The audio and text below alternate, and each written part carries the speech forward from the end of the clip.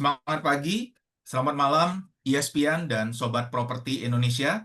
Selamat datang di Inspirasi Properti bareng ISP Indonesia. Kami selalu berkomitmen untuk terlibat aktif melakukan acara edukasi dan networking bagi sobat properti dan stakeholder lain terkait bisnis properti. Saya, Ariko, selaku CMLO atau Chief Marketing and Learning Officer dari ISP Indonesia. Malam ini ditemani oleh rekan saya, Pak Hendra Setiawan, selaku CEO dan COO ISP Indonesia. Semangat pagi, selamat malam Pak Hendra.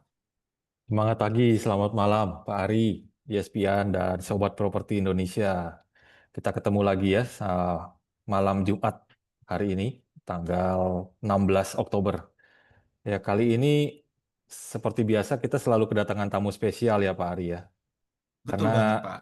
kali ini kita ada champion lagi nih Pak di bidangnya, Champion Series yang akan membuat sesi kita malam ini menjadi sesi aspirasi yang menginspirasi Pak. Yes. Semoga menginspirasi untuk teman-teman broker properti ya. Tempat kita ini saat ini akan kedatangan seorang champion di dunia properti yang mengerti, Pak Ari, tentang strategi, peluang, dan mindset untuk bisa sukses di dunia broker properti, terutama terkait dengan investasi. Ya, Nah, seperti judul malam hari ini, Invest Smart, Grow Strong, menyikapi tantangan dan peluang investasi broker properti di Indonesia, Pak. benar banget Pak Hendra. Karena kalau kita bicara terkait dengan investasi Pak, dunia ini berubahnya cepat banget ya. Mulai dari dinamika ekonomi global, perusahaan, perubahan dari regulasi, sampai shifting dari perilaku konsumen. Nah, pertanyaannya itu bagaimana caranya kita tetap unggul di tengah semua perubahan ini? Nah, makanya malam ini Ya, Pak, untuk membahasnya, kita sudah kedatangan sosok yang sangat berpengalaman. Ya, beliau adalah Bapak Julius Warau, selaku business owner dari JP Consulting. Nah, yang selama ini dikenal sebagai konsultan bisnis dan investasi dengan fokus pada sektor properti di Indonesia. Selamat datang, Pak Julius. Terima kasih Oke, sudah hadir di selamat Inspirasi Properti. malam semuanya. Selamat pagi ya, sorry. semangat Selamat pagi, pagi selamat malam semuanya. Pak Julius. Ya, Ya, ya salam kenal buat teman-teman semua ya. Mudah-mudahan apa yang kita perbincangkan malam ini bisa jadi bisa jadi satu faedah lah untuk kita semua belajar ya, Pak. Amin, amin, Pak. Apalagi nih, Pak, bagi teman-teman ya, Pak ya, kalau mereka bicara yang terkait investasi, Pak, nah investasi perorangan kan udah biasa dihadapi ya, Pak ya. Tapi kalau investasinya nanti dari corporate, apalagi investasi dari asing nih, Pak. Nah, ini kayaknya Ya, perlu masukan ya. Namun sebelum kita masuk, Pak, ke pembahasan, boleh sharing dikit nggak nih, Pak? Apa yang bikin Bapak tertarik menekuni bisnis yang terkait dengan dunia properti nih, Pak? ya. Eh, saya sedikit flashback bahwa saya mulai eh, saya mulai bekerja itu pada saat saya eh, duduk di bangku kuliah di semester kedua.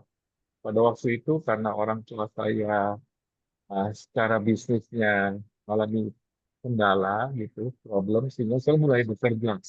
Dan di situ saya bekerja mulai dari di bidang konstruksi, saya juga pernah di macam-macam ya, pernah sampai ke distributor, pernah juga di bagian eh, permodalan, segala. Itu semua sampai akhirnya saya ngelihat bahwa di antara semua itu yang menarik buat saya adalah bisnis properti. Kenapa? Karena bisnis properti itu unik, Pak. Uniknya begini, tiap tiap produk itu punya uniqueness-nya sendiri. Jadi begitu dia lokasinya berbeda, walaupun masih di satu kota, treatmentnya juga nggak bisa dijadiin generic gitu. Nggak ada satu generic atau template yang pas untuk treatment satu jenis properti, walaupun itu ada di kota yang sama. Begitu beda zonanya, itu treatmentnya juga berbeda. Jadi sangat unik sehingga apa ya, sehingga nggak buat kita bosen gitu ya. Jadi selalu ada hal baru dalam properti gitu. Ya. I see. Ya. Ini seru banget ya Pak Hendra ya, dari Pak Julius ya. Iya, ternyata pengalamannya berbagai macam ya. Sudah dicoba Ya, semua, tapi akhirnya berlabuh di properti. ya hatinya ini jatuhnya di properti. Di properti ya, luar biasa Pak. Ya, dan memang properti Iya. ini tadi Pak Juli sampaikan sangat dinamis ya, mungkin s- bisa berbeda-beda dan treatmentnya berbeda, pendekatannya beda dan Yes, ya ini akan yes, sangat-sangat menginspirasi untuk kita semua ya. ya, Ya, ya. Baik. Oke, kita bisa masuk ke presentation mungkin. Silakan Pak Julius untuk waktu dan tempat ini, teman-teman ya. Nanti sambil Pak Julius presentasi, teman-teman jika ada pertanyaan, nanti di setiap slide di akhir sebelum kita ganti slide, Pak Julius akan berikan kesempatan untuk kita diskusi ya, ya. Jadi kita bawaannya ya, santai aja ya. Yang ya, mau ya, siapin kopi, ya, singkong, monggo ya. ya, pokoknya Ini nggak ada ujian lah di sini. Ya. nggak ada ujian. Oke. Nggak ada ujian.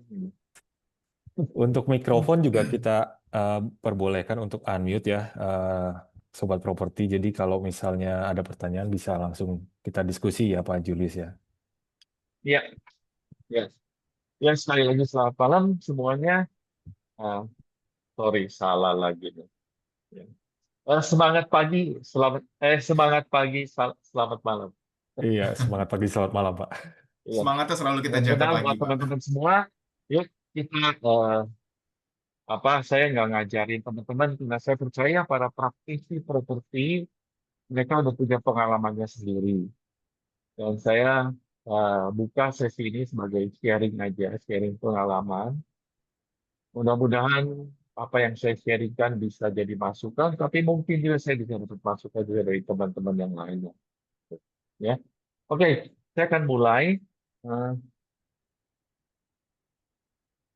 saya coba praktekkan apa yang tadi diajarkan untuk sharing filenya. Oke. Oke, ya. Ya, mantap. Ini Ya, saya namanya dari JP Consulting. Kita mengkhususkan consultingnya ini dalam real estate, real estate investment atau real estate business itu sendiri. Lalu kita punya slogan adalah kita strive, kita berjuang bukan cuma untuk sukses, tapi kita mau untuk memberikan nilai dari apa yang kita kerjakan ini. Gitu. Jadi ini saya mengutip dari Albert Einstein punya slogan, to strive not to be a success, but rather to be a value. Supaya punya nilai buat yang menjadi stakeholder ya. Gitu. Nah, kalau kita mulai ngomong langsung aja nih ya, saya invest di Indonesia. Invest properti di Indonesia itu masih menarik nggak? Masih sangat sangat sangat menarik. Karena apa? Karena populasinya sendiri yang besar, ya. Lalu pertumbuhan dari kelas menengah, di mana mereka mempunyai daya beli, walaupun akhir-akhir ini katanya pertumbuhan dari kelas menengah itu justru turun. Tapi sebenarnya kalau saya lihat, saya keliling di beberapa tempat ya di Indonesia, memang masih di kota-kota besar, itu saya melihat adalah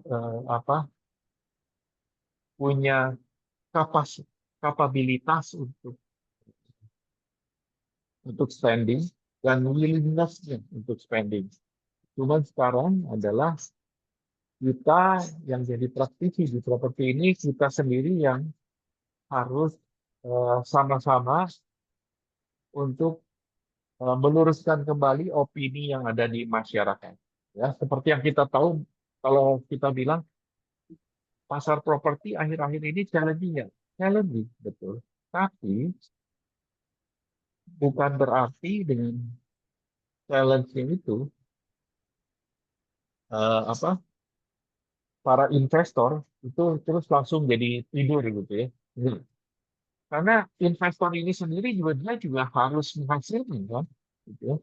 Jadi dia nggak bisa berhenti untuk tidak invest. Karena kalau dia berhenti invest, berarti apa? Berarti dia memperkecil dia punya portfolio dan juga kalau dia berhenti invest, berarti dia punya risk manajemennya itu sampai di situ gitu, sampai dia ada sekarang. Padahal dalam satu tata kelola resiko itu apabila dia masuknya di satu posisi yang salah pada waktu dia beli atau apa, dia harus cari padanannya untuk seenggaknya mengurangi kerugian dia. Ya, jadi teman-teman kalau dia ngomong bahwa "Mas, sekarang investornya lagi nggak ada, enggak. Investor tetap ada, cuman sekarang mungkin kriteria yang mereka cari atau hal-hal yang mereka lihat itu mereka lihat lebih detail lagi, gitu. Ya, lalu Indonesia ini sendiri di mata para investor asing itu masih menarik, ya. Terutama untuk investasi menengah ke jangka panjang, gitu. Ya, lalu Indonesia sendiri kita tahu bahwa secara lokasi juga sangat strategis, ya. Terletak benar-benar di tengah secara lokasi itu antara Asia dengan Australia.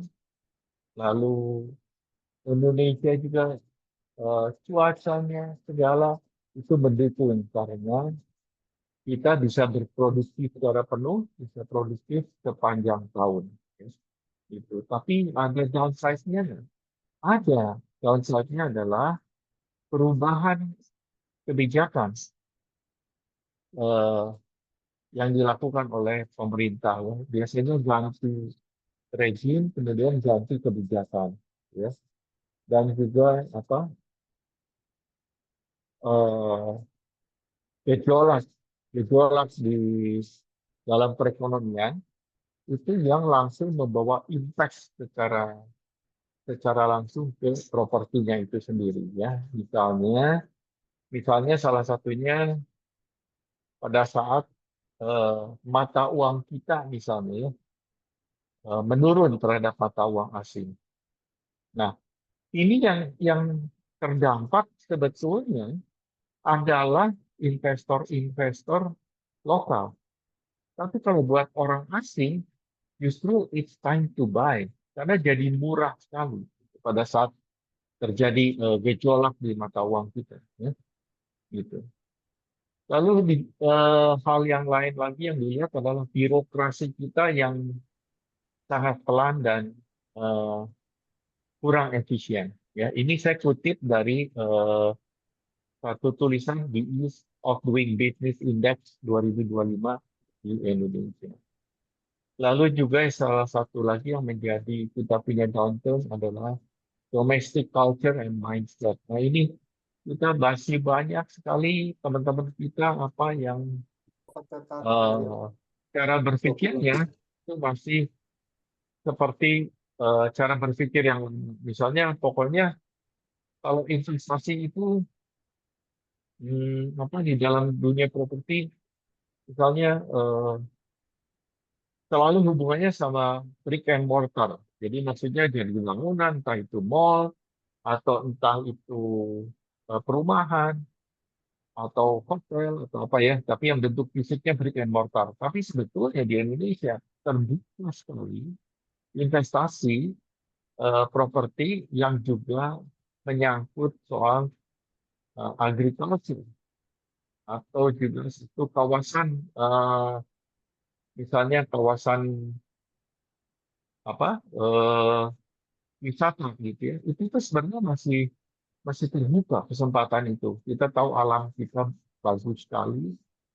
Sekarang yang jadi tantangan kita adalah bagaimana kita mengelola semuanya itu. Itu sekilas tentang invest di Indonesia. Silakan Pak kalau ada yang mau nanya atau apa atau ada komentar dari Pak Ari atau Pak Hendra. Atau dari teman sekalian sebelum kita pindah ke slide berikutnya. Nah, ayo monggo teman-teman ESPN dan Sobat Properti, kalau ada pertanyaan dipersilakan. Kalau belum Ini ada, men- mungkin saya yang... ini menarik ya tadi Iya, Pak Ari. Pak betul. Julius menyampaikan bahwa potensi Indonesia itu bukan hanya yang terkait brick and mortar ya, bukan hanya yang Yes, terkait bangunan, tapi juga iya, eh, properti-properti lain yang tanpa bangunan gitu, seperti tempat wisata, betul, pertanian atau perkebunan ya. Jadi itu banyak investor dari mana-mana ya Pak Julius ya, dari asing dan maupun lokal ya Pak ya. betul, Dan betul. mereka cari gitu ya. Ya, dan bahkan kalau Bapak ingat 1-2 tahun yang lalu itu sangat santer sekali soal carbon offset. Carbon Ya, offset ya, ya betul. ya, itu dia sebetulnya bottom line balik lagi properti lagi kan. Ya. Kita ngeriset satu tempat supaya tempat itu nggak konvert dari penghijauan menjadi apa perkotaan misalnya.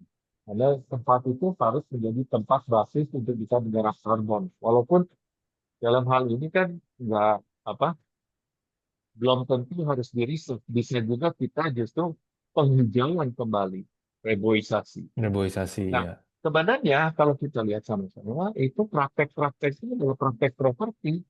Kenapa? Karena lahan itu akan langsung disewa oleh satu badan atau institusi supaya tempat itu tidak dijadikan pembangunan yang lainnya. Jadi tempat itu tetap dipakai sebagai jantung atau paru-parunya dunia.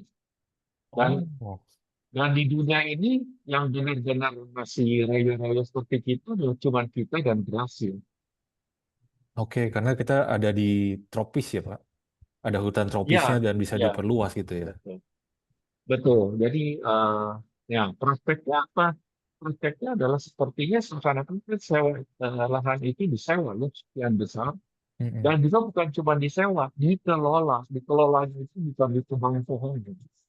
Tapi dikelolanya itu adalah justru dikonservasi yang ada di situ, misalnya termasuk hewan endemiknya, ya. Lalu bagaimana hutan itu dijaga supaya tidak ada apa, katakan seperti yang ekstrimnya pencurian kayu atau apa. Iya. Kemudian orang-orang di situ bagaimana mereka lebih sejahtera eh, mendapatkan segala sesuatu dari hutan itu, tapi tidak dengan menebang, tapi mungkin bisa membudidayakan madu atau apa. Itu sebenarnya kalau kita balik lagi itu sebenarnya salah satu turunan dari bisnis properti itu sendiri. Wah, ini luar biasa sekali nih Pak Julius. Saya memang mendengar ya, ini mungkin teman-teman dan juga sudah mendengar bahwa Indonesia kan baru mungkin berapa bulan yang lalu atau tahun lalu ya Pak Julius launching carbon offset market ya di Jakarta ya. Ya, ya, Nah, itu ya. berarti Ah, membuka peluang adanya suatu badan akan mencari lahan-lahan mungkin bekas tambang atau lahan-lahan yang udah tidak bisa apa sudah mungkin digunduli gitu ya Pak ya. Malah mereka akan beli untuk bisa dikelola gitu Pak ya. ya, bukan dibeli, tapi mereka akan dikonserv ya. Untuk dikonservasi itu kan ada biayanya. Mm-mm. Untuk kalau bekas tambang mungkin dihijaukan kembali. Kan? Makanya setiap penambang itu mereka kena namanya jaminan reklamasi, jaminan Oke, reboisasi. Jadi ada JAMRES. Nah, ya ya. itu kan harus dihijaukan kembali sebenarnya, harus Mm-mm. dikembalikan. Tapi yang salahnya adalah soilnya, yaitu lapisan tanah yang tadinya subur, yang di mana tanaman bisa tumbuh, itu waktu udah digali kan rusak tuh. Iya. Nah, itu secara perlahan bisa dikembalikan. Nah, Hmm. dikembalikannya itu uh, menjadi biaya, kan? Biaya Iya. untuk mengembalikan kondisi lahan itu. Itu biaya. Nah, untuk mengembalikan itu, yang termasuk dalam biaya itu kan jasanya, jasa si pengelolanya, siapa yang ngembaliinnya, kayak gitu ya. Mm-mm. Walaupun tembang udah bayar jaminan jamrek itu, tapi tidak berarti mereka mengembalikan lagi. Belum tentu, karena mereka mungkin secara bisnisnya atau apa, entah waktunya atau entah kesempatannya atau apapun mereka tidak lakukan, nah itu sebenarnya itu adalah salah satu peluang untuk kita misalnya kalau tiga tripartit ini ya antara si pengusaha tambang, negara Mm-mm. dengan si pengelola. Bagaimana ini bisa dihijaukan kembali atau disewa untuk menjadi area penghasil listrik dengan PV ya, fotovoltaik itu apa namanya eh, Solar panel ya. solar panel Mm-mm. atau eh, ya itu dihijaukan kembali itu dengan di treatment Iya, iya. supaya tanah itu menjadi tanah yang produktif kembali dan itu bisa kalau tanah itu di treatment dia bisa eh, hijau kembali dia akan otomatis menyerap lagi CO2 dari udara dan menghasilkan O2 lagi oksigen dia balikin lagi. Iya.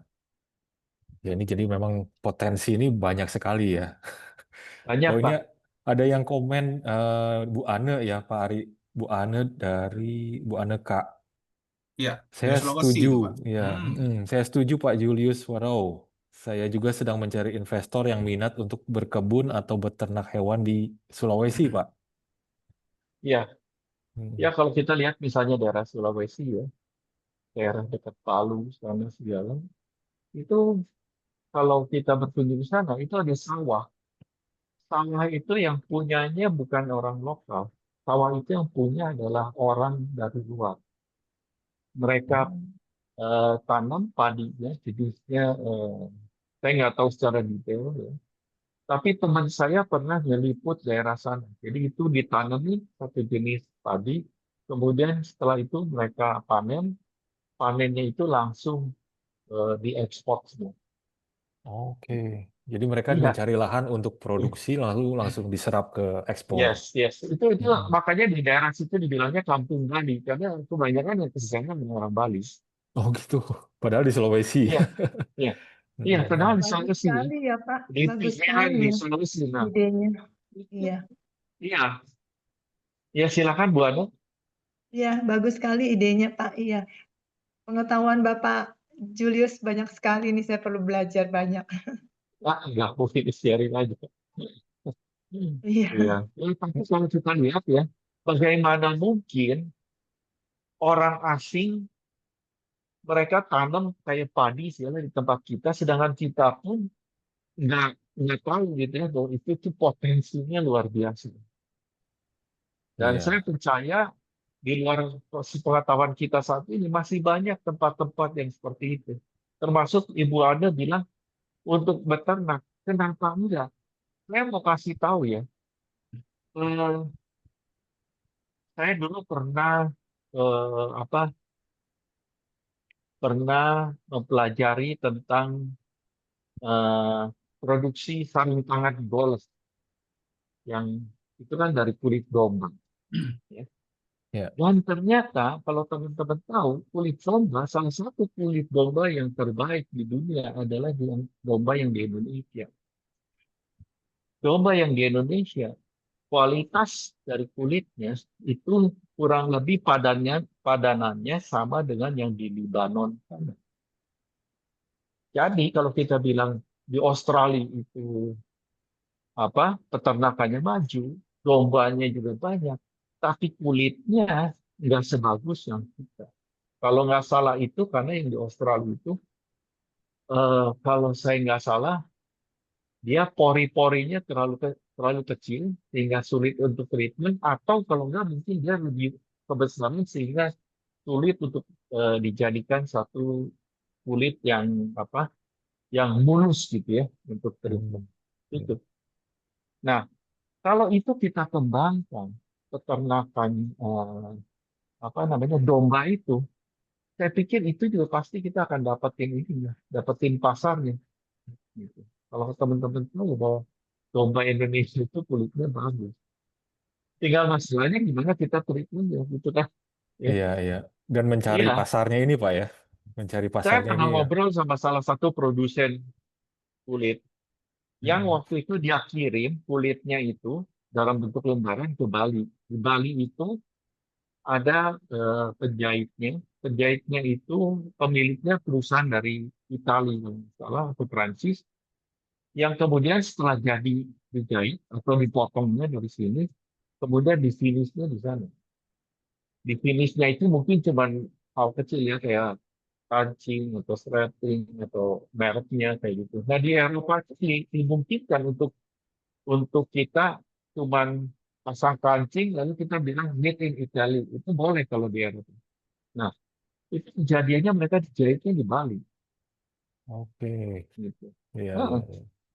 Oke, Jadi Pak. banyak sebenarnya Oke, Pak. peluang di Indonesia, nggak cuman brick and mortar aja gitu Pak. Betul, betul Pak. Iya, Iya, iya. Pak. Iya, Pak. Oke, saya lanjut ya. Baik Pak Julius. Ya. Nah, berdasarkan hal tersebut yang sebelumnya setelah saya paparkan, bahwa apa, di Indonesia ada hal-hal yang menguntungkan dan juga tentu ada hal-hal yang kurang menguntungkan, ya. Itu makanya kunci untuk suksesnya adalah eh, siapapun ininya apa investornya, baik dia lokal maupun asing, dia harus tahu market transaction dan trennya. Tapi ini dia harus tahu secara insight. Jadi bukan secara data yang kita bilang bahwa, oh, contohnya ambil datanya misalnya dari BPS ya, atau kita juga bisa kadang-kadang explore nih teman-teman bisa ke websitenya Bank Indonesia, www.bi.go.id. Kadang-kadang kita bisa dapetin itunya halnya. Tapi seringkali hal itu belum tentu applicable di daerah yang mereka mau develop. Misalnya begini, misalnya menurut data statistik gitu, misalnya pasaran rumah di Bekasi itu yang jalan misalnya average, misal ya, rumah itu antara 750 sampai 1 miliar misal. Nah, itu kan satu data hasil studi pastinya, tapi yang dilakukan apa satu waktu eh, yang lalu di belakang, jadi historical, secara historical, dan pada saat data itu disuguhkan belum tentu keadaan sekarang itu sama seperti itu. Jadi kalau di Indonesia kan kita nggak bisa track harga secara apa namanya harga saat ini gitu ya. Kalau kita lihat dari semua studi adalah studi yang dilakukan mungkin 3 bulan sebelumnya atau apa. Nah, padahal yang kita mau bangun itu misalnya di satu daerah Bekasinya itu yang sebenarnya transacted-nya itu di sana antara 500-600.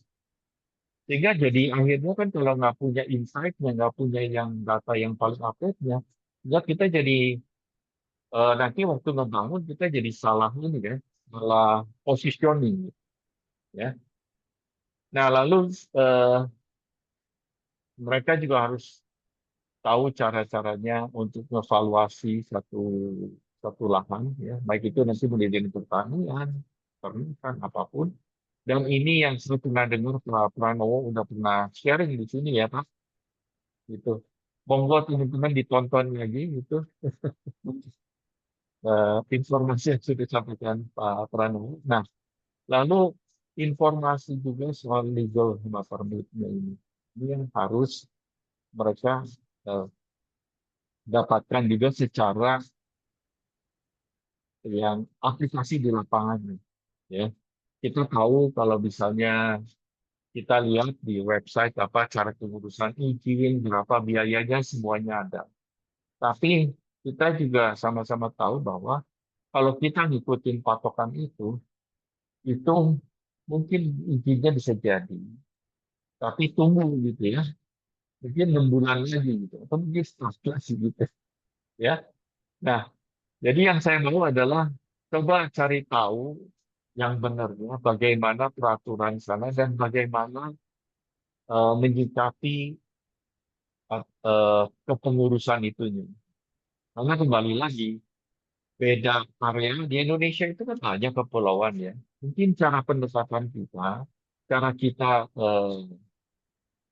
penyampaian kita di Jawa Barat sama di Jawa Tengah sendiri udah berbeda gitu.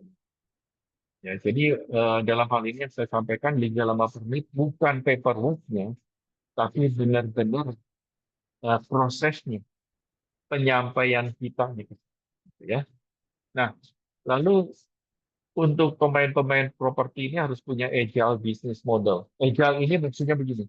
Jadi kalau kita lihat, semua dari kita tidak ada yang tidak pernah salah. Semua pernah salah. Nah, karena itu kalau sampai kita punya analisa atau sampai kita punya keputusan sampai salah atau apa, kita harus punya yang dibilang exit strateginya atau yang kita sering bilang kayak plan A, plan B, gitu. Ya, ini wajib. Kalau menurut saya wajib karena gitu, karena begitu ganti regime nanti bisa ganti juga aturannya. Nah, disinilah kita harus fleksibel, ya. Harus seperti air yang waktu keblok di sini dia bisa ngalir ke pinggirnya. Kayak gitu. Terus untuk mendevelop sesuatu yang ada hubungannya dengan properti, nggak harus juga di sini mereka ketemunya sama developer lagi. Belum tentu. Untuk dapetin partner yang benar, ini adalah masalah trust dan juga masalah kapasitas. Jadi mungkin aja teman-teman di sini, kalau misalnya ketemu investor yang mau develop, mau bangun di Indonesia, mungkin aja teman-teman itu bisa pertemukan berarti dengan eh, satu kontraktor yang besar, misalnya, ataupun ataupun misalnya dengan eh, orang-orang yang benar-benar menguasai di dalam bidangnya, misalnya dalam paling gampangnya, misalnya kalau untuk ini adalah orang ini punya keahlian untuk pendekatan ke masyarakatnya, sehingga pada saat orang asing atau apa itu dia investasi di situ, dia nggak mengalami kesulitan karena dia udah punya orang-orang lokal sebagai partnernya yang bisa mengendalikan masyarakat sekitarnya. Oke, tapi sebelum ini saya akan kembali lagi sedikit bedanya antara investor lokal dengan investor eh,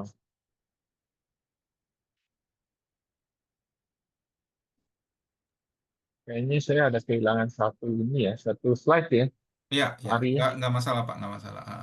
Ya Nah, oke. terkait Jadi dengan di situ investasi, sebenarnya saya ada eh, membagi antara investor lokal dan investor apa namanya asing. global ya Pak. Di mana kalau investor lokal gitu, dia karena dia orang lokal dan juga di Indonesia itu yang dibilang yield atau pendapatan sewa daripada satu properti itu dibanding terhadap investasinya kan apa kalau untuk jangka pendek kelihatannya kecil. Jadi orang lokal itu lebih melihat lebih karena capital gain. Saya beli rumah atau beli tanah tahun ini tahun 2020, kemudian di tahun 2025 saya bisa jual berapa, gitu ya. Nah, sedangkan Ya, kalau asing, mereka itu sudah terbiasa dengan permainannya yield-nya, yaitu harga sewanya, baik itu sewa lahan maupun sewa bangunannya, gitu ya. Jadi mereka lebih lihat itu daripada capital appreciation-nya. Karena untuk perhitungan mereka, mereka bandingkan itu dengan bunga harian mereka. Ya. Jadi misalnya orang itu teman-teman, kenapa kalau orang asing itu selalu melihatnya di yield? Karena kalau di negeri mereka, ya misalnya di Australia atau apa, itu kalau saya beli apartemen, saya cicil, uang sewa saya itu bisa nge-cover cicilan apartemen itu. Gitu. Kalau di kita kan belum ya, ya ya, ada satu gap. Kenapa mesti terjadi gap itu? Karena bunga pinjamannya untuk pembelian itu tinggi gitu. Itu pada saat kita misalnya kita sewakan, kita satu tahun aja cuma dapat yieldnya antara 5 sampai 6%, tapi bunga tunjangan kita itu bisa 10 sampai 11%. Jadi ada gap yang besar sehingga kita tidak bisa tidak melihat bahwa yield itu sebagai sesuatu yang menguntungkan. Ya. Oke, intinya sih kayak gitu. Tapi nanti apa? Saya minta maaf nggak tahu ini karena kehapus atau apa. Tapi nanti kalau misalnya perlu, Pak Ari punya yang saya udah upload ya, Pak ya. Iya, untuk presentasi nanti Gitu. bisa ya Pak ya kita share juga. Ya, ya. Oke, dari teman-teman Oke, apakah ada pertanyaan? Monggo. sampai sini ada yang mau ditanya nggak nih? Ya, silakan. Kayak ini seru nih ya. Nah, tapi saya tertarik nih Pak, tadi sempat disinggung kita sebagai broker properti itu bagaimana kita bisa menyikapinya ya Pak ya. Nah, izin Pak, Baik. kalau dari sisi bisnis kita sebagai broker properti atau P4 nih Pak, bagaimana sih cara kita sebagai broker bisa meningkatkan kredibilitas dan kepercayaan agar kita bisa lebih dipercaya oleh investor nih Pak, baik yang lokal ataupun yang global nih Pak. Ya, Oke, kalau saya lihat apa berdasarkan pengalaman saya dulu adalah begini. Tiap dari kita punya kapasitas, tiap dari kita juga punya kemampuan. Nah, kalau menurut saya, terutama nih untuk teman-teman yang mau mulai mendekati investor asing atau mau menawarkan ke investor asing, ya, itu teman-teman harus kuasain dulu. Misalnya begini ya, kita mau bilang bahwa lahan ini baik untuk pertanian, atau lahan ini baik loh untuk dijadikan perumahan. Itu kita waktu datang sama mereka, kita tuh harus sudah punya datanya dan knowledge-nya pada untuk kita sampai kepada mereka. Kenapa kita bilang bahwa lahan ini baik untuk perumahan, gitu ya? Jadi kalau mereka itu kan mereka nggak bisa terima kalau kita bilang oh, eh, lokasinya strategis. Ya, itu strategis itu untuk apa gitu loh? Strategis yang dimaksudnya gitu kan? ya, Ya.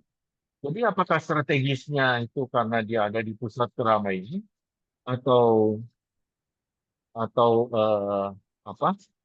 Strategisnya itu karena aksesnya yang mudah dicapai dari sana sini atau strategisnya itu karena dekat dengan keluar masuknya pintu tol gitu. Atau strategisnya itu karena dia ada sekolah atau ada perkantoran di sekitar situ. Jadi kalau sama orang asing itu pada saat kita ngomong kita harus ada datanya dan kita itu sebagai orang apa tuan rumah kita harus bisa kasih mereka gambaran gitu loh. Jadi nggak boleh ngambang. Pengalaman saya pernah apa pernah bekerja dengan investor asing dari Jepang dan dari Eropa. Yang mereka perlukan dari kita adalah data, ya, gitu. Dan apa pada saat kita bisa menyuguhkan semuanya itu mereka udah appreciate kita, gitu. oke. Data yang dimaksud ini apakah Ya. terkait dengan data listing yang dimaksud begitu Pak? Yang bisa dilakukan oleh broker atau apakah perlu sampai semacam simple FS gitu misalnya yang jadi kan perlu melibatkan pihak lain ya Pak ya? Eh, ya mungkin buat teman-teman nggak perlu sampai detail sampai kayak feasibility studies ya. Ya, Tapi seenggaknya kalau teman-teman misalnya ketemu sama investor, itu kita harus cari tahu dulu. Pertama adalah culture-nya investor itu ya. Di Indonesia udah masuk investor dari Jepang, investor dari China, ya. Nah, investor-investor itu sendiri mereka eh, punya kebiasaannya sendiri-sendiri, berbeda. Kalau misalnya investor dari Jepang atau investor dari Eropa, apa? Mereka itu kebanyakan lebih lebih ke arah long term investment. Jadi mereka juga apa? Di awalnya tidak agresif, terutama Jepang ya, yang sangat berhati-hati. Jadi mereka tidak agresif. Tapi beda sama investor dari China. Investor dari China itu lebih agresif, lebih berani spending sebetulnya. Tapi mereka sangat mengharapkan investasi mereka itu bisa bisa mulai berbuah, bisa mulai menghasilkan itu dalam waktu yang singkat juga.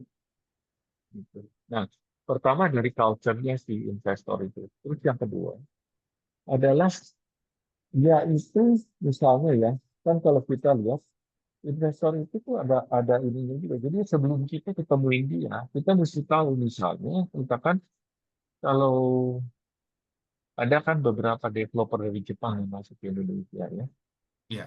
Kalau mereka developer, kita cari tahu di Jepang itu seperti apa. Mereka developnya apakah residential atau maksudnya landed residential ya, rumah tapak, atau mereka pemain di apartemen.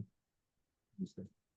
Atau mereka sih misalnya investornya kayak tadi ya, yang nanam draft di dekat Palu sana. Gitu ya. Nah kita mesti tahu kalau pertanian itu di mana yang kita bisa ini gitu, yang kita bisa tawarkan sama mereka. Nah sebenarnya untuk teman-teman sekarang peluangnya lebih besar karena apa? Karena data bisa diakses lewat internet ya. Kita bisa dapetin informasi secara lumayan komprehensif. Tapi selain itu kita mesti datengin tempat itu supaya apa yang disuguhkan oleh data itu secara online itu kita bisa dapat feelingnya juga di tempatnya, gitu ya, di tempat lokasi itu sendiri. Dan yang ketiga adalah kita tahu sedikit saja kulit luarnya tentang bisnisnya itu sendiri, ya. Jadi karena gini, karena teman-teman baru bisa dapetin bisnis kalau teman-teman bisa gain trust dari para investor itu. Nah, bagaimana caranya kita bisa gain trust adalah kalau dia melihat bahwa kita bicara sesuai data dan juga bahwa kita yang kita sampaikan itu kurang lebih sama eh, apa namanya topiknya dengan apa yang mereka mengerti atau yang mereka jalankan. Gitu, ya. Itu sih. Makanya di sini itu yang bagian atas saya taruh paling atas ya update, insight, information. Itu ini teman-teman perlu kuasain nih. Jadi kalau ada datang investor, misalnya investornya datang ke daerah Sulawesi Tenggara atau apa, mereka mau nyari tambang nikel, teman-teman seenggaknya tahu lokasi-lokasi yang biasa ditambang, tantangannya apa, sehingga pada saat kita datang kepada mereka, kita bukan tampil sebagai orang yang mau menjual, tapi kita sebagai partner yang bisa kasih mereka masukan. Jadi menjadi seperti property advisor untuk mereka. Itu Pak. I see, ya. Jadi yang Bapak tadi sampaikan itu kan berarti terkait dengan pentingnya kita memiliki partner untuk pengembangan yang tepat ya Pak ya. Jadi bagaimana Ya, kita ini sebagai broker, makanya fitur suksesnya adalah update impact information ini. iya, Ini yang teman-teman harus punyain dan ini harus based on data gitu, data driven benar-benar. oke. Ini satu hal yang menarik nih Pak, satu insight yang baru bagi kita ya. Karena biasanya kita mainnya hanya apa namanya unit-unit kecil, tapi sekarang kita bicaranya lebih ke arah investment ya Pak. Yang pendekatannya mungkin juga berbeda Investment. ya dengan yang lokal ya. Ya, Oke. ya. Silakan, mungkin dari teman-teman ada yang mau bertanya atau diskusi, silakan bisa unmute atau bisa ketik di kolom chat. Belum ada, masih Malam, menyimak? Ya, silakan Pak. terus Iya, selamat malam Pak Indro ya. ya izin Pak Julius bertanya Ya, Pak. tentang Iya, Pak.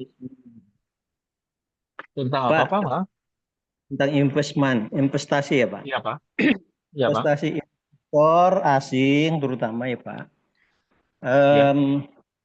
Kita tahu sekarang kan lagi happening itu investasi di IKN Pak. Kira-kira menurut Bapak prospektifnya ke depan untuk investasi di IKN itu seperti apa? Karena memang pemerintah mendorong investor asing dan investor lokal untuk berinvestasi di IKN ya Pak.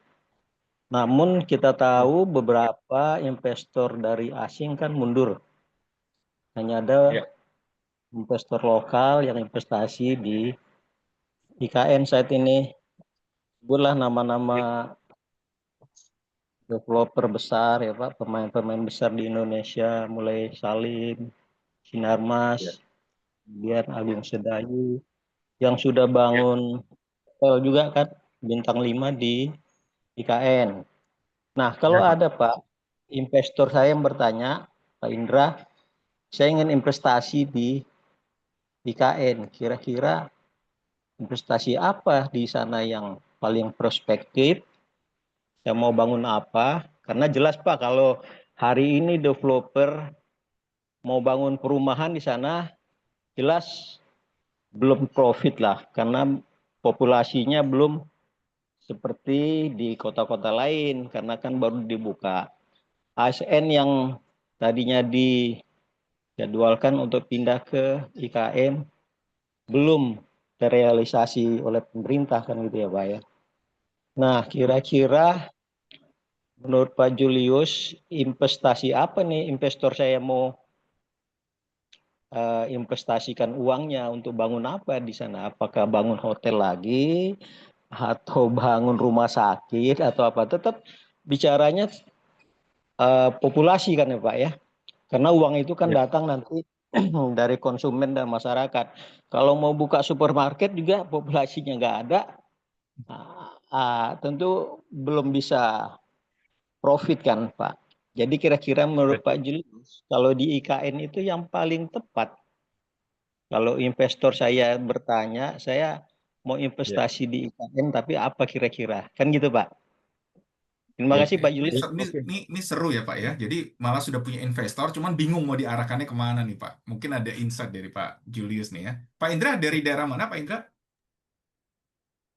Saya di Jakarta Oke. Selatan Pak. Oh, Jakarta Selatan. Oke, tapi memang Oh, meliriknya Jakarta ke arah Selatan. IKN ya. Oke, Eh, Tertarik sih untuk bicara IKN itu mengenai investment di sana itu yang paling prospektif apa dari sisi investasinya apa yang paling menarik gitu Pak kira-kira Pak. Dari pandangan Pak Julius kira-kira Pak. Terima oke. kasih Pak Julius. Silakan, silakan Pak Julius. Oke. Gini, kalau kita ngomong IKN itu sebenarnya adalah satu proyek besar yang very challenging, ya, yang di yang dikembangkan dasarnya adalah eh, dasarnya itu adalah eh, pemikiran politis waktu itu ya, di mana akan pemerintahan pusat akan pindah ke sana dan lain sebagainya. Nah, kalau sekarang ada investor bilang eh, masih masih boleh nggak dulu ya, masih bisa nggak ya kita invest di IKN? Saya sendiri terus terang saya belum pernah ke IKN, tapi menurut saya adalah kalau properti itu investasinya itu kalau misalnya kita ngomong brick and mortar itu dia harus didahului oleh kegiatan atau pertumbuhan ekonomi dulu ya.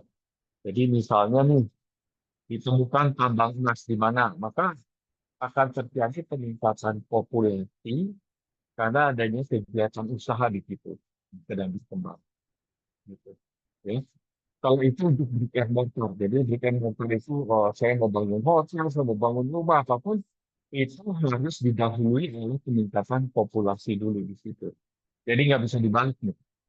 Ya. Tapi kalau sekarang orang bilang sama saya, nggak, saya maunya mau ngembangin itu misalnya menjadi lahan untuk apa namanya, untuk penghijauan, untuk budidaya, gitu ya.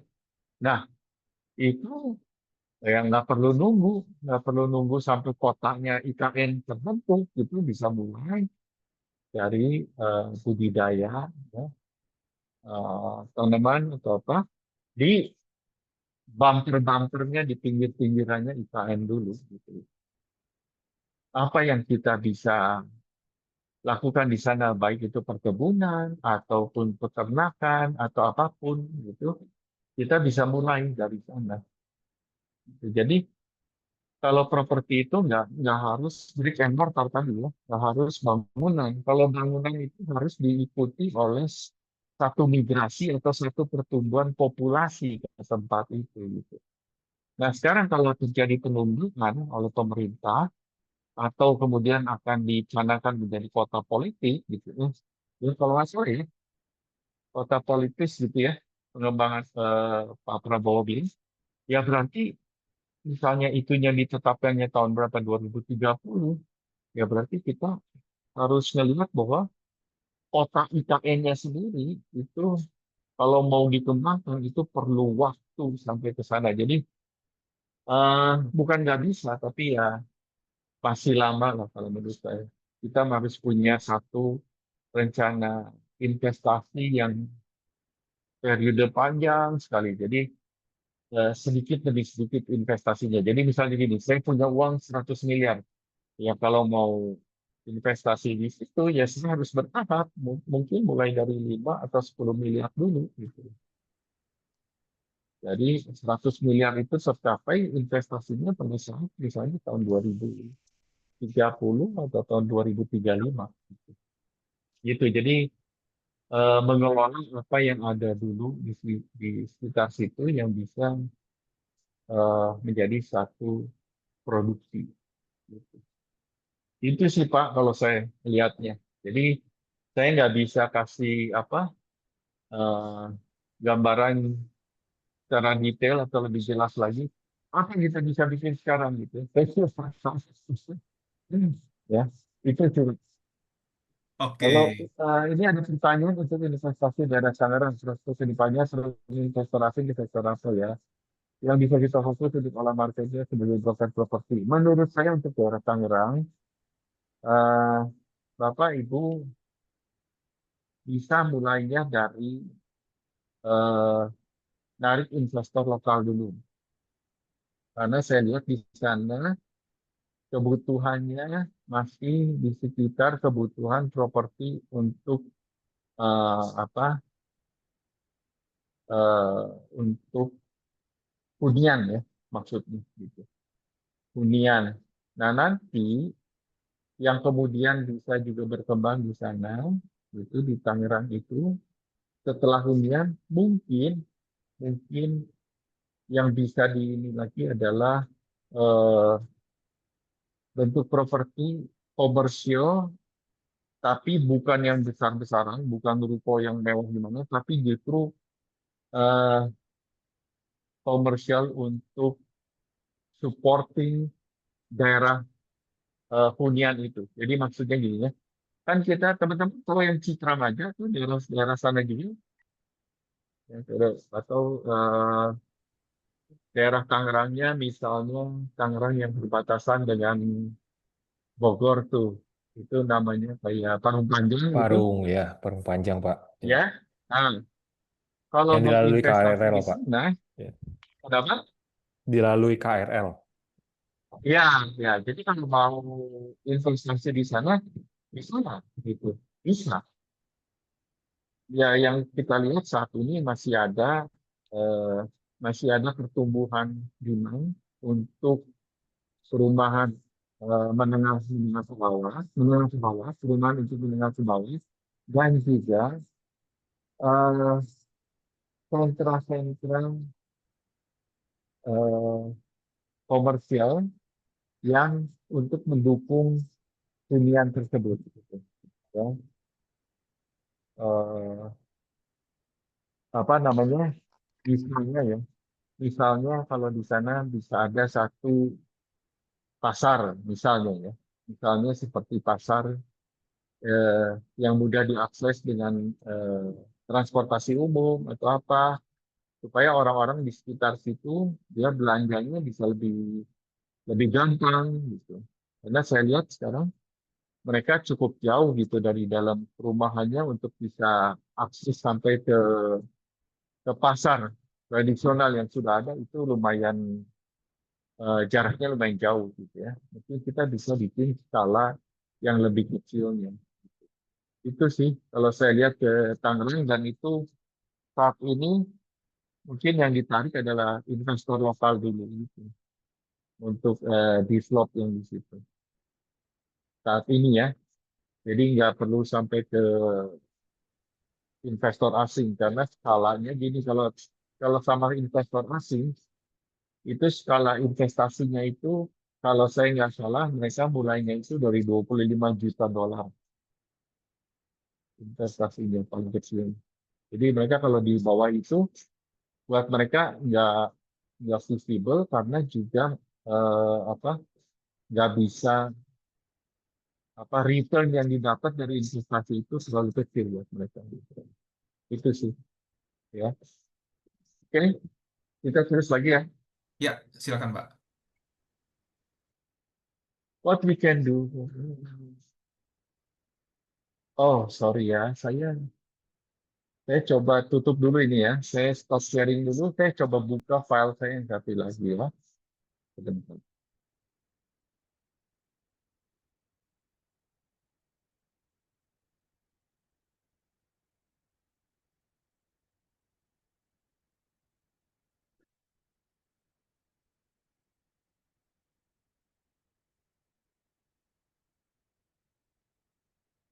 Oke, ini filenya. Nah, ini nih teman-teman. Ya, ini yang mesti dilihat adalah kalau investornya adalah lokal, maka yang dicari pertama adalah capital appreciation. Ya, ini masih cocok nyambung ke daerah Tangerang tadi. Ya. Untuk yield-nya, untuk sewa-sewaan, sepertinya masih belum cukup kuat demand-nya. Ya, karena kalaupun kita bikin rumah kos atau rumah sewaan seperti itu, kita harus bisa bikin kayak rumah susun yang bisa disewa secara murah gitu. Nah, ini apa? Yang seperti yang kita tahu bahwa investasinya untuk satu rumah susun lumayan besar. Eh, Sementara pekerja atau apa yang tinggal di daerah sana, mereka juga kapasitas sewanya masih relatif lebih murah gitu. Jadi kalau untuk investasi di yieldnya belum. Terus mereka juga lebih ke arah investasi jangka panjang. Ya. Terus, nah, kalau investor lokal, mereka kenapa bisa bisa lebih panjang gitu? Karena mereka itu biasanya investor lokal itu mereka investasinya di properti hanya sebagai salah satu bagian aja dari investasi mereka. Jadi mereka sebenarnya punya bisnis-bisnis lain yang di luar properti. Karena itu mereka punya holding power, atau mereka bisa bertahan eh, dalam rentang yang lebih lama. Apa yang menjadi tantangan buat mereka, buat investor lokal adalah liquidity. Jadi pada saat mereka butuh uang, nah ini yang apakah mereka bisa execute nggak gitu ya? Itu. Lalu biasanya biaya di mukanya dan juga perpajakannya. Itu yang menjadi tantangan buat investor lokal. Ya. Nah, lalu kalau untuk investor dari luar, mereka lebih ke arah yield-nya. Ini ranking pertamanya, baru kemudian capital appreciation. Karena di dalam model bisnis, eh, di dalam bisnis model mereka, itu yield lebih bisa terprediksi daripada capital appreciation. Ya, sekali lagi, makanya mereka itu bergerak berdasarkan data. Jadi kalau capital appreciation kan sesuatu yang kita duga di masa depan. Tapi kalau yield, harga sewa, mereka bisa dapetin datanya saat ini. Gitu kan. Ya. Misalnya, oh saya mau nyewa rumah di Bekasi, berapa sih per tahunnya? Oh misalnya, tahun per tahunnya 30 juta. Nah itu udah ada data-datanya yang sewanya. Sedangkan kalau saya mau bilang bahwa, oh rumah di Bekasi mungkin setelah 5 tahun bisa naik sekitar 50%. Nah itu kan dari duga-dugaan saya. Baru interpolasi dari grafik kenaikan yang pernah ada di masa lalu. Jadi ini kalau buat mereka sesuatu yang belum belum tentu terjadi. Mereka juga karena mereka orang asing, mereka menengah sampai panjang juga investasinya, dan mereka itu semua fokus ya. Jadi kalau investor asing itu kalau mereka invest di properti atau apa, baik itu di perumahan atau di pergudangan, di industri, mereka itu biasanya perusahaannya tuh hanya fokus di bidang itu saja. Jadi kalau mereka pengembang di gudang misalnya, kita nggak bisa ajak mereka untuk develop perumahan gitu, nggak bisa. Ya, mereka itu fokus gitu. Lalu yang menjadi tantangan buat mereka adalah, nah ini, inside information, ini susah mereka dapetin. Semua ngakuin bahwa di Indonesia itu susah dapat inside information. Ya. Kenapa? Makanya orang lebih pilih baik itu ke Singapura atau ke India. Karena untuk information insight-nya itu lebih mudah. Mereka bisa tahu bahwa terakhir berapa harga apartemen di jalan tertentu, di lokasi tertentu, jualnya mereka bisa tahu. Kalau di Indonesia nggak tahu. Bahkan nanya ke konsultan properti, nanya ke developernya, sama nanya ke marketingnya bisa dapat 3 angka yang berbeda. Itu. Lalu changing regulation ini juga salah satu tantangan. Exit skenario ini juga yang buat mereka masih jadi satu tantangannya, dan juga mata uang kita yang volatile lumayan cukup tinggi. Itu lalu invest di Indonesia, downside-nya ini udah tadi, itu statusnya udah. Ini nih teman-teman, kalau mau lihat bahwa investasi di Indonesia itu masih sangat menjanjikan adalah karena pertumbuhan ekonomi kita itu 5,12%. Itu tinggi, ya. Sementara di dunia itu yang di atas kita itu cuma China dan India. Yang lain-lainnya di bawah itu. Investasi semester pertama itu di 2025, semester pertama itu berarti setengah tahun pertama adalah sampai 942 triliun. Ya, inflasi di berbagai bidang. Inflasi yang terjaga berhasil dijaga di 2,65. Ini luar biasa nih.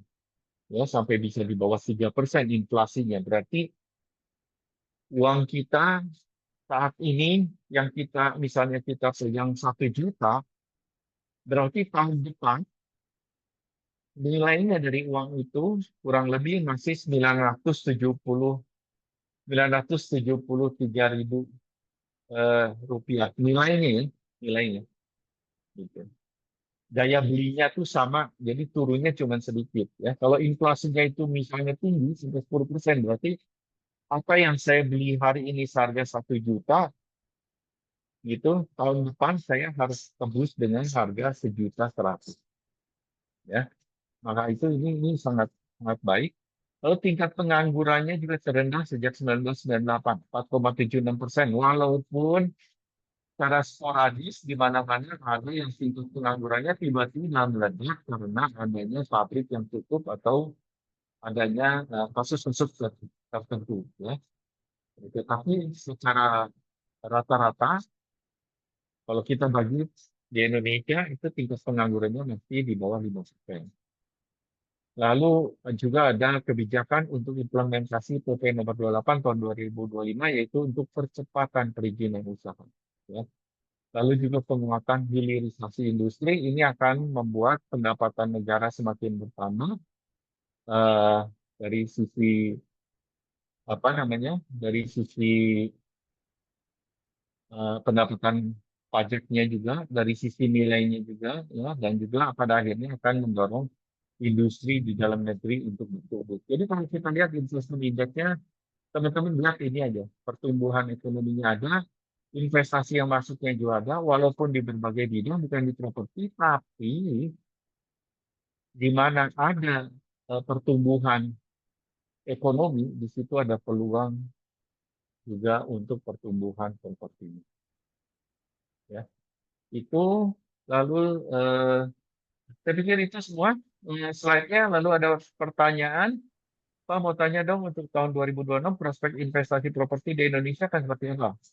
Apakah akan membaik atau masih seperti tahun 2025? Kalau saya lihat tahun 2026 dengan semua kebijakan yang diambil oleh pemerintah, termasuk kecepatan perizinan usaha di dalam segala usaha, di dalam termasuk investasinya, ya, setidaknya setidaknya nih, setidaknya akan lebih baik dari tahun 2025 ini.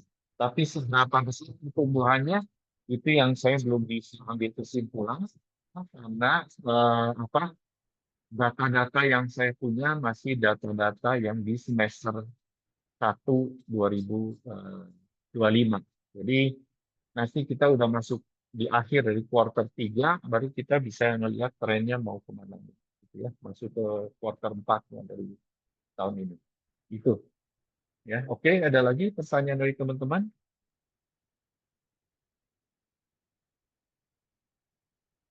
Yuk, monggo teman-teman yang mau diskusi silakan. Ayo, mumpung dari narasumber juga sudah menyiapkan data-datanya ya. Sambil menunggu nih Pak Ya, Julius, ya, mungkin boleh izin tanya nih Pak. ya. Kalau melihat dari paparan-paparan Bapak terkait dengan hal-hal ini Pak. Nah, kira-kira mindset seperti apa sih Pak yang perlu dimiliki oleh investor muda, juga para broker properti juga Pak ya, supaya bisa sesuai dengan tema kita di hari ini Pak. Invest smart, grow strong. Ya, seperti yang saya bilang ya, Indonesia itu sangat luas, sangat beragam dan sangat kaya, baik itu dari hasil buminya, hasil tambangnya, maupun juga dari iklimnya yang sangat mendukung. Jadi kalau untuk investor-investor muda, ya, mereka ayo buka horizonnya, jangan cuma berpikir mau ngebangun rumah, ngebangun pabrik, enggak. Ngebangun ada namanya itu kayak eh, ngebangun satu area perkebunan atau ngebuka satu area agro agro investment begitu, itu juga mungkin bisa jadi satu peluang. Ya, kita pernah tahu bahwa di dalam sejarah di Indonesia pernah ada beberapa perusahaan yang misalnya zaman dulu pernah ngembangin satu daerah di Sukabumi atau apa, yang mereka perkebunan ya, perkebunan. Kalau nggak salah waktu itu yang mereka tanam itu macam-macam, termasuk ada tomat atau apa. Nah, cuman waktu itu mungkin mereka mismanage saja. Tapi kalau dikelola dengan baik, ya, agro investasi ini juga menjadi sesuatu yang menarik. Nah, dasarnya apa? Dasarnya terus di dalam scope property investment. Jadi jangan terpaku sama soal bangunan ya. Itu sih tetap akan ada pasarnya, tapi mungkin masih progresnya masih bertahap. Tapi di Indonesia ini saya lihat banyak sekali peluang. Ya, teman-teman apalagi kalau punya kenalan orang-orang di daerah yang punya lahan besar, ayo eh, apa coba mulai dicari tahu apa yang bisa dikembangkan di sana. Ya, bukan berarti misalnya perkebunannya eh, oh boleh nanam segala sesuatu. Jadi orang pokoknya siapa yang mau sewa lahan di situ dia bisa dia bisa kembangkan misalnya mau tanam apa aja. Jangan. Jadi kalau kita mau bikin seperti itu, jadi kayak istilahnya kayak food estate misalnya kan itu skala negara yang besar. Tapi kita sendiri bisa bikin dari sini asal kita tahu di situ tanahnya cocok untuk apa gitu. Dan kita nggak perlu jadi yang yang penanamnya, kita bisa mengelola tanahnya itu untuk disalurkan kepada orang-orang yang mau membudidayakan. Sistem sewanya gimana, ya semuanya bisa dihitung. Karena kembali lagi investasi itu masalah kalkulator. Semua Oke, yang penting angkanya dibaca jelas gitu. Ya, ya, ya.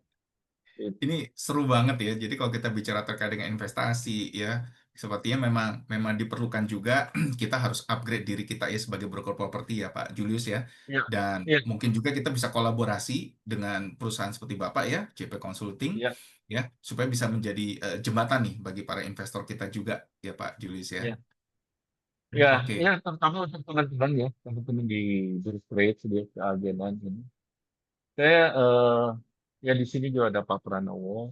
Kita sama-sama sama Pak Pranowo monggo ya, silakan aja kalau untuk ininya apa, untuk highlight atau garis besarnya aja, mau diskusi apa, ya silakan aja gitu. Kita terbuka untuk itu. Ya.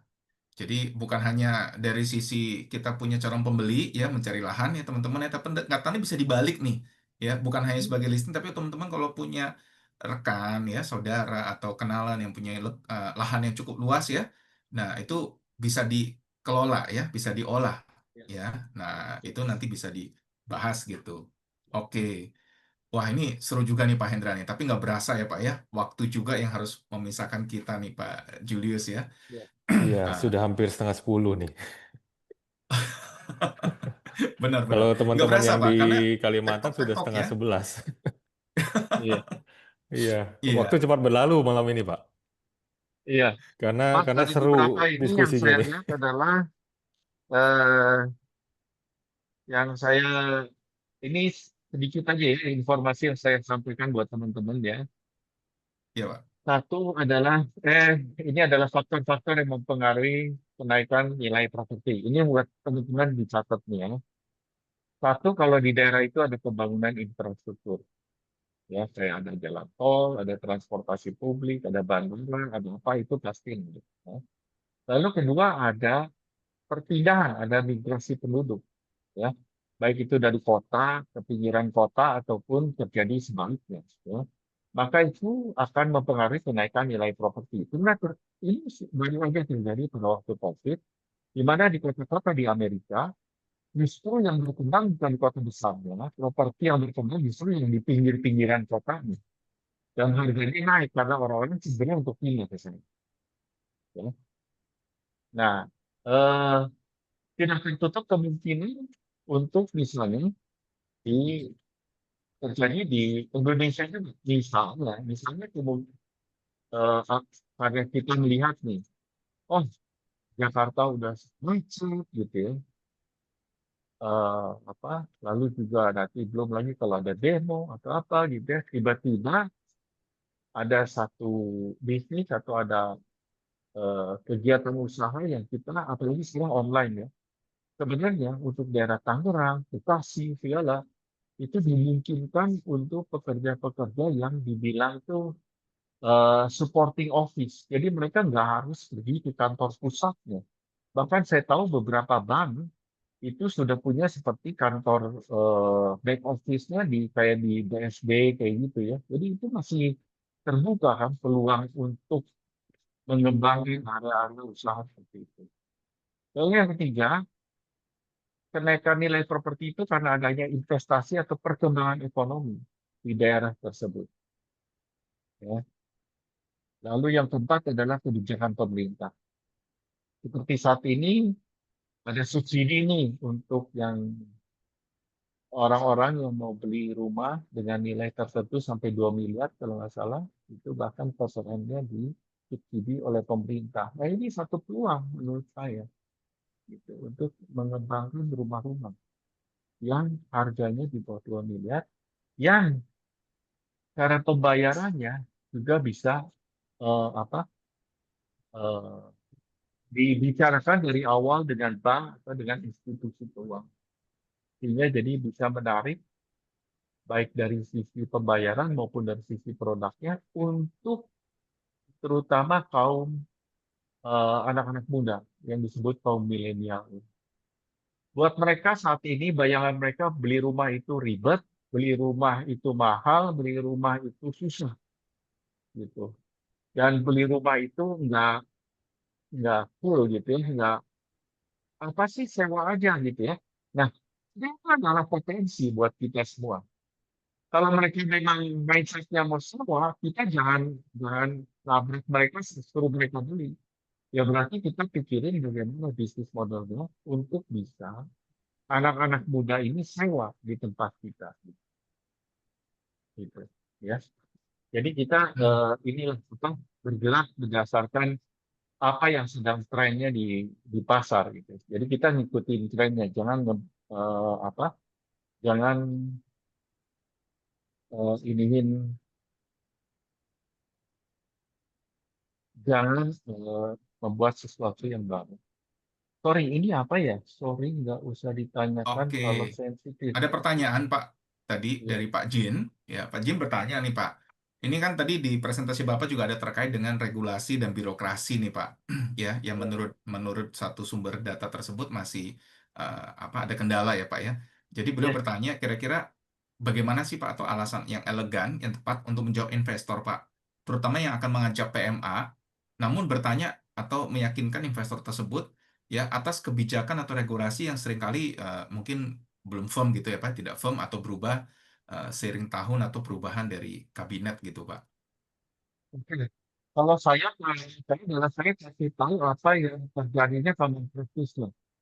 Mereka lebih baik tahu apa yang buruknya dari depan, jadi nggak diiming-imingi sesuatu yang apa, yang secara prakteknya nggak mungkin. Gitu. Nah ini yang kita bisa understand atau behavior. Gitu. Jadi kalau sama investor nggak apa-apa ngomong aja apa adanya. Tapi harus tentu berdasarkan study case yang pernah terjadi ya Pak Jim. Gitu. Nggak apa-apa. Kalau menurut saya nggak apa-apa. Karena mereka juga tahu tuh apa sebelum kita sampaikan juga mereka secara garis besar mereka kurang lebih udah tahu Indonesia kayak apa. Ya, Oke, ini satu insight yang seru ya. Jadi sebenarnya mereka tuh sudah tahu, cuman cuman ngetes aja atau mau konfirmasi aja ya. Jadi bukan kita ya juga nggak usah nutup-nutup ya Pak ya. ini Mm-mm. ini namanya kita mengelola ekspektasi gitu ya. Ya, Jadi jangan sampai pada saat dia ketemu, oh kita di sini gini gitu, jangan. Kita bilang aja apa adanya. Oh ini kalau ngurusnya gini gini gini, ini bukan waktunya gini. Nah, jadi sehingga kita dari pertama udah mengelola ekspektasi dan mereka. Karena sebetulnya secara garis besar mereka udah jelas, cuman kan kita ketemu gitu ya, mereka ketemu kita yang bisa bantu lebih murah, lebih cepat gitu. Nah, itu sih saya juga sampaikan ke teman-teman, jangan kalau simulasi ngomongin apa adanya berdasarkan data apa yang ya. study case yang udah terjadi. Oke. Terima Berarti ini kasih. juga terkait dengan tadi Bapak sampaikan ya, agile business modelnya juga ya Pak ya. Mungkin mereka juga Betul. sudah mempersiapkannya ya Pak ya. Ya, ya. Gitu. Oke. Mau nggak menjawab Pak Jin? Wah, thank you nih Pak Jin bisa bergabung dengan kita di malam ini ya. Oke. Ada pertanyaan, bukan pertanyaan ini mungkin request ya. Request dari Ya, Bu Setiana nih Pak dari Kalimantan nih. Ini beliau nih ya. orang di Balikpapan nih. Izin apakah bisa dibagi nomor WhatsApp Bapak gitu. Oh ya Oke. boleh, nanti minta aja Ya, ke ini siap. ya, ke Pak Ari. Ya. Ya, Oke, kapan nanti yang kita ada. japri ya Bu ya. Ya, Oke. Ada silakan. lagi pertanyaan dari rekan-rekan monggo. Ayo kesempatan nih. Ya. Oke, Oke, jika kalau tidak kota ya, kalau Pak Ari pernah silakan. sempat singgung ya, kalau berdasarkan eh, catatan, Ya. tapi internetnya sekali lagi, ini adalah hasil dari studi yang di tahun 2024. Jadi, apakah hal ini masih berlaku sampai dengan sekarang? Teman-teman harus kaji lagi ya. Tapi kota-kota yang masih eh, memiliki potensi untuk pengembangan, tapi ini pengembangan brick and mortar, ya, itu dalam catatan saya adalah salah satunya Denpasar, Bogor, Semarang, Surakarta, eh,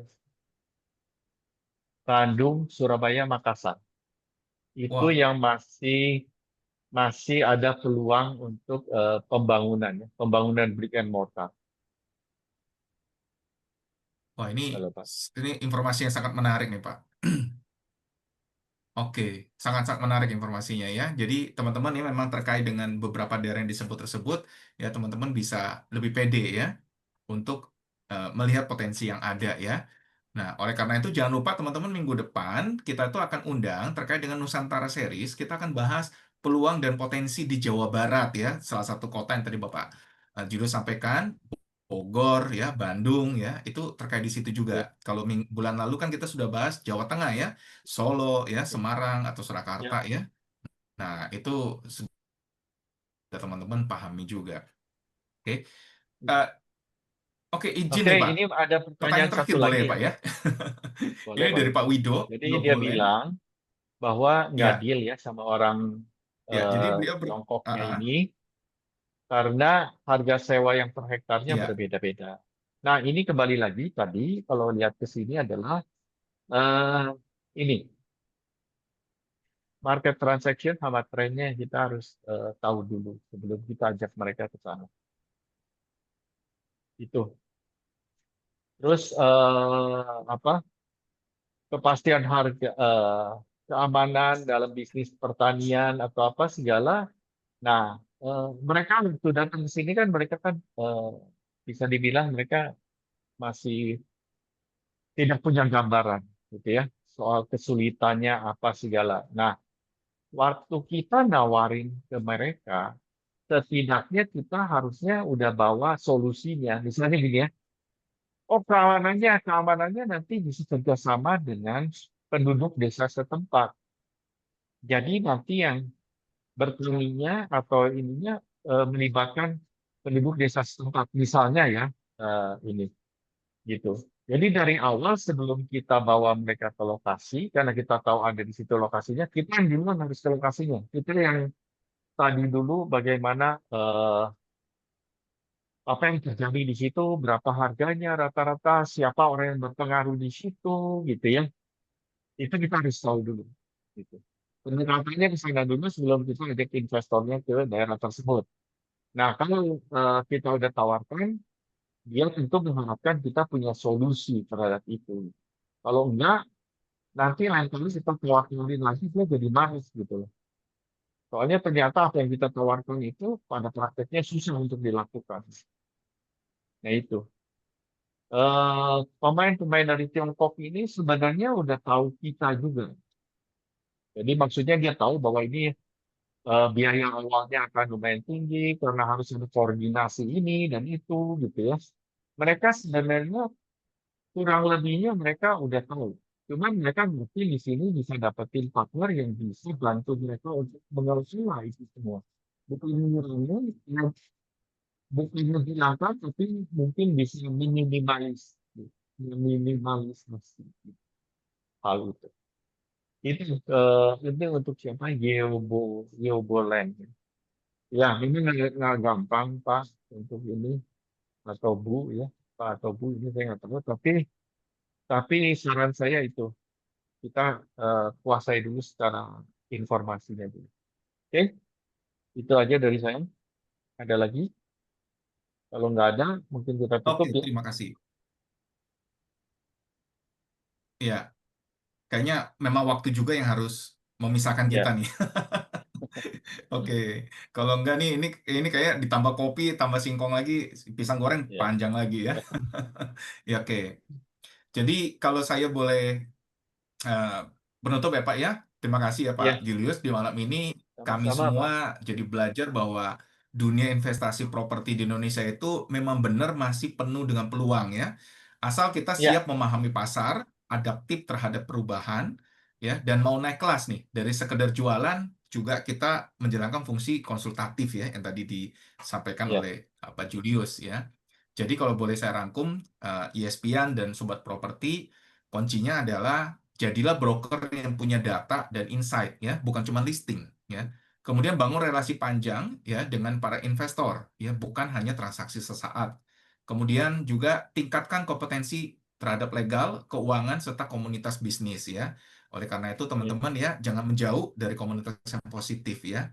Orang-orang positif akan sangat saling mendukung.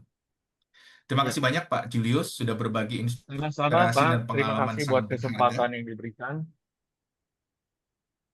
Sama-sama Pak. Ya, dan untuk sobat properti jangan lupa ya follow dan dengarkan episode-episode yang telah ada di Inspirasi Properti ya, karena di sini kita nggak cuma bicara properti, tapi juga bentuk mindset untuk tumbuh sebagai champion di dunia nyata ya. Nah, di episode berikutnya teman-teman minggu depan stay tune. Sekali lagi kita akan bahas terkait dengan peluang dan potensi di Jawa Barat ya bersama dengan Ketua DPD Arebi Jawa Barat ya Bapak Daniel. Dan kemudian di minggu kelima di akhir bulan ini yang tadi disampaikan Anda sudah buka kantor properti, nah kewajiban pelaporan dan perpajakannya apa saja ya? Itu kita akan kupas tuntas bersama dengan Pak Samto ya selaku Waketum 3 di Arebi ya. Oke, dan teman-teman kita mohon teman-teman bisa menyediakan waktu sedikit ya. Tolong kasih kita feedback acara kita di malam hari ini. Bagaimana apa yang perlu kita improve ya. Tolong diisi dan juga berikan juga masukan usulan topik dong untuk yang berikutnya kita akan undang narasumber dan kita akan bawakan bagi teman-teman ya. Oke. Saya pertama-tama sebagai penutup saya minta maaf karena dunia properti dan dunia investasi ini sebenarnya lumayan luas ya. Dan saya waktu yang kita punya itu nggak cukup sebenarnya. Tapi saya berusaha untuk seenggaknya kasih fondasinya dulu aja sama teman-teman ya. Tapi kalau mau lebih detail atau apa, ya saya terbuka. Silakan dapatkan nomor kontak saya ke Pak Ari atau nomor kontaknya Pak Pranowo juga ya sebagai Ya. rekanan saya di sini dari JP Consulting gitu. Monggo nanti kita bisa bahas lebih detailnya ya. Karena kembali lagi seperti pesan saya di awal bahwa properti itu menarik karena dia sistem gitu. Jadi nggak bisa dibikin generalisasi ke template gitu. Ya. Oke, mantap nih Pak Hendra ya. Berarti ternyata memang betul ya yang disampaikan Pak Julius ya. Teman-teman kita semua di sini ya, ini udah nggak salah ya. Sudah berkecimpung di dunia properti, udah jangan nengok-nengok asal nengok ya. Tetap setia di dunia properti karena perkembangannya banyak banget ya. Betul Siap. Pak Di Ari, Oke. iya. Indonesia apalagi peluangnya masih sangat terbuka. Iya, dan tadi Pak Ya. Julius memberikan banyak sekali insight-insight baru di luar brick and mortar. Itu luar biasa Pak Julius. Terima kasih banyak. Terima kasih sekali lagi buat Pak Julius yang sudah berkenan berbagi dengan kami semua di hari ini. Terima kasih Pak sudah jadi seorang berkat bagi kami semua Pak. Thank you teman-teman Sobat Properti dan ESPN yang sudah setia mengikuti acara kita setiap minggunya ya. Kita bangun dunia properti yang sehat ya. Dan jangan lupa untuk follow, like, dan subscribe video-video kita di YouTube channel kami ESP_Grobar_ID ya. Jadi video-video yang lalu teman-teman bisa akses di situ. Oke. Thank you Pak Hendra, thank you Pak Julius, rekan-rekan yang lain. Selamat malam, selamat beristirahat.